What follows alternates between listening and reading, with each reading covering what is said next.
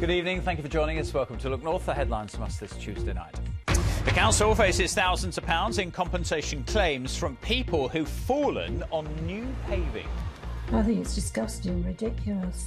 And it is an accident waiting to happen. I mean, it was before I had mine. Tough decisions lie ahead about the future of our crumbling coastline. They've set up camp for the summer, but just who are the anti-fracking campaigners? And tonight, football's most famous trophy. Street in Boston were affected by December's flooding, and the money from the government would pay for improvements like watertight doors and windows and raised electrical sockets so that in any future floods the damage wouldn't be so bad. But the challenge for the Borough Council now is to make sure all those eligible claim the money. Jake Zuckerman, BBC Look North, Boston. Thank you, Jake. Another one you might want to comment on now. An incredible response to our story that anti-fracking protesters have set up 2 camps in East Yorkshire where a Canadian company has been testing for underground resources. Rathlin Energy strongly denies fracking for gas is on the cards. Big response after the programme. Just some of the emails, some of your reaction from the show. Malcolm says, our children and our grandchildren's future are being sacrificed by greedy gas companies and ignorant politicians. Fracking is not safe. Wake up. Barry got in touch to say, no doubt these protesters want us to all live in caves lit with candles. Grow up. Fracking is the future. And just finally, this one from Pat, who's in Lincoln. The people protesting about possible fracking obviously do not have regular employment and should consider who is funding their protests. Thank you very much indeed for all of those. Many messages followed this same theme. So who are the protesters and what are their tactics in setting up these camps? We sent Simon Spark to investigate. They're the people who fight to stop what they believe is wrong, hijacking trains or climbing rigs. And now they've set up camp on the Walkington Heads and they plan to stay for as long as it takes.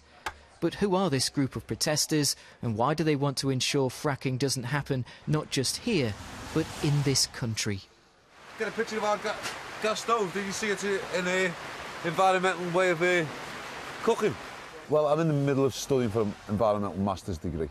And I'm just taking a year out from it, and I came across fracking, and at that stage I come across Pennsylvania and Queensland and Australia, and I'd seen what this coal seam gas industry devastation it was having on the lands in these areas. With 2 children, Joe's convinced he owes it to their future to be here. I don't want my children in 5, 10 years' time saying to me, Dad, what did you do about it? You've seen it happening. Why didn't you do something? I don't want to have that on my conscience. Isabel has a background in conservation and has protested at other sites. I did a degree in zoology at university and I spent a lot of time volunteering outside with the Wildlife Trust, National Trust. And I first found out about this through a friend that told me about what was happening down at the exploratory drilling site in Bolcombe in Sussex. So I started doing a bit of research on it. We don't really have any choice. You feel a responsibility that if we don't do it, who else is going to do it? Some who didn't want to be on camera told me of the jobs they've given up to be here, even though the company working on this site, Rathlin Energy, deny fracking is taking place. But the speed of the internet now means protesters can communicate and organise more effectively than ever to achieve their goal.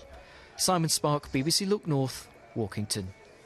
And of course we'll follow that story. Some good news. BBC Radio Lincolnshire has won a National Radio Award. Lip Dub Lincoln, which shows around 500 people miming to songs from Take That, took gold at last night's Radio Academy Awards ceremony. Well done to everyone who worked at 63 Fahrenheit. By the way, they reckon it will be 22 in London on Friday and Saturday. Now, we were talking about shared areas, pavement and road with only a baby curb. Big response. Ben says, I'm a courier in Grimsby and I've seen a few pedestrians just walk off the pavement onto the road without looking because the road and the pavements are the same. It's the same on Freeman Street. No road markings or crossing points. An accident waiting to happen. Mark's in Grimsby said, this shared space is insane. Roads and pavements should be clearly defined and separate. If you mix them, you're sure to get accidents. Why is the council surprised? Dan says that people should look where they're going instead of thinking about compensation that they can get. Mark says, I was at Grimsby this weekend. He lives in Skegness. I think that the new shared space scheme looks amazing and has rejuvenated the area. And Adam says, I'm a delivery driver in Grimsby and I feel that the new shared space works better than before. I often stop and let people cross. There seems to be less traffic in the town. People, Peter, will always complain when there is a change. Thank you for those. Thank you for watching. Join me tomorrow if you can for the radio. Radio Humberside, Radio Lincolnshire from midday. Have a nice evening. Look after yourself. See you tomorrow night, 6:30. Good night.